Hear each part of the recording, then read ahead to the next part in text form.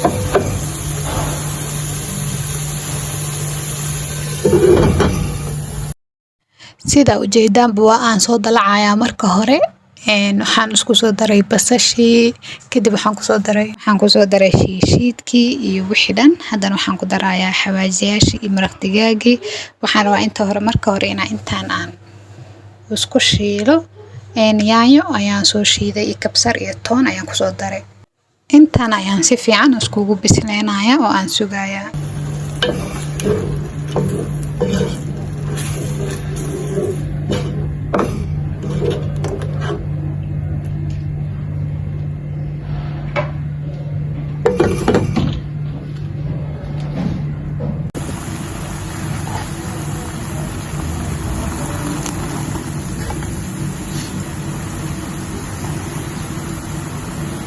hadda waxaan rabaa inaan baastada gooni u soo kariyo meeshaan biyihii baastada soo saaray ay soo kulaadeen cusbo ayaan ku daray kadibna waxa waay hadda baastadii noocan ayaan rabaa inaan isticmaalo oo aan ku soo shubay baasta karis waxa waa qof kasta waa uu yaqaanaa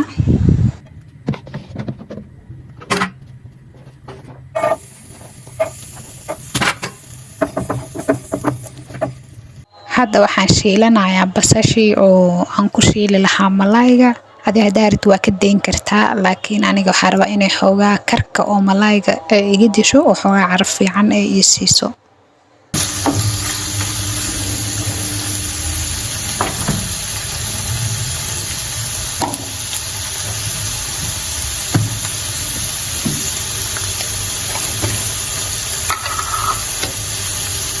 intaas kadib waxaan rabaa inaan meeshaan aan ku kariyo baastada wixii lagu cuni lahaa waxaan rabaa inaan ku daro malaay laakiin chicken hadaa heli karta chickenkii aad ugu macaan tahay oo u isticmaali kartaa malaayga aan isticmaalayo lafa badan malahan waxaan ku soo daray basasha waxaa ugu daray waxaan rabaa inuu aad iigu carfiso waxaan kaloo ku soo daray xawaajiyaal intii aan markaas heli karay sida barbarooniga shiidan huruud waxyaabahaas aan ku soo daray kadibna saan ayaan ku karinayaa oo aan ku bisleynayaa malaay karis badan ma rabo kariskiisa aad u fudud yahay waa sida chickenka camal xoogaa soo shiila haduu ilaahay raali ka noqdo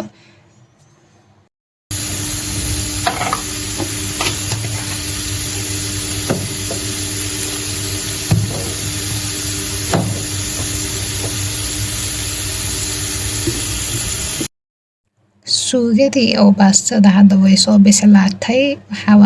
Waxaan rabaa markaan baastada ka dejinayo inay xoogaa qoyaan yar ay ii lahaato ama dheecaan yar inay lahaato. Soo baastadii oo aan biyo kusoo kariyay oo soo bisleeyay ayaa inta kusoo gadinayaa. Kadibna waa si fiican aan isku dhex gelgelinayaa. Soo qaabkaana aad ugu fudud in loo sameysto waa qaabka ugu fudud ka mid yahay. Anigana waa waqti wax walba fudud waa jeclahay. Saa markii ay noqoto waxaan rabaa inaan kusoo daro jiiskii. Jiiska karis badan ma rabo. Xitaa haddii oo qaleel aad ka rabtid markuu xoogaa qalalo aad ku dari kartaa. Dabka u daminee bis saas uu diyaar ku yahay. Laakiin maadaama aan rabo xoogaa qoyaan inuu ii noqdo jiiskana uu si fiican lafaha uga galo. Wax yar oo 2 daqiiqo 1 daqiiqo camal aan dabka u deynaa. Sidoo kale jiiska waa ka badin kartaa oo wax badan waa ku darsan kartaa. Qiyaasta aad rabtid saa u jeceshahay ee kugu xiran tahay. Laakiin inaan zaid uga badiyo ma rabo. Intaan way ugu filan tahay. Soo alxamdulillah Ilaahay waxaan ka baryaa qof walbo haysanay inuu siiyo inta haysatan Ilaahay u barakeeyo. Qof kasta nolosha uu ku haminayo iyo midka qurux badanba inuu Ilaahay siiyo ayaan Ilaahay uga baryayaa. Soo qaabkaan hadaadan hore u tijaabin soo tijaabi waa ka heli doontaa. Ilmahana aad ugu fiican yahay siiba jiiska ilmaha hadaa mar walba siisid uu fiican yahay. Malaygana sidoo kale inkastoo malaay oo laf leh ilmaha aysan u fiicneen. Laakiin mid laf la'aan hadaa heli kartid waa u fiican yahay. Soo sidaan ayuu diyaar inoogu yahayba. Ugu dambeyn sidaan quruxda badan ayuu ku soo baxay. Wax yar oo huursanaa qoyaankaas yarkan wax ma iga dhibaayo. Waxaan rabaa inaan uga dejiyo. Markaa ka dejisid baastada ayadaa wax yar sii qalalayso. Soo sidaan ayuu diyaar ku yahay maasha Allah aad u macaanaa. Wax yar oo qurux badan oo laga sheekeyn karin ayuu ku soo baxay. Malaygana diyaar inuu yahay. Hadaa inta soo gaarto waa kaaga mahadcelinayaa. Bye bye.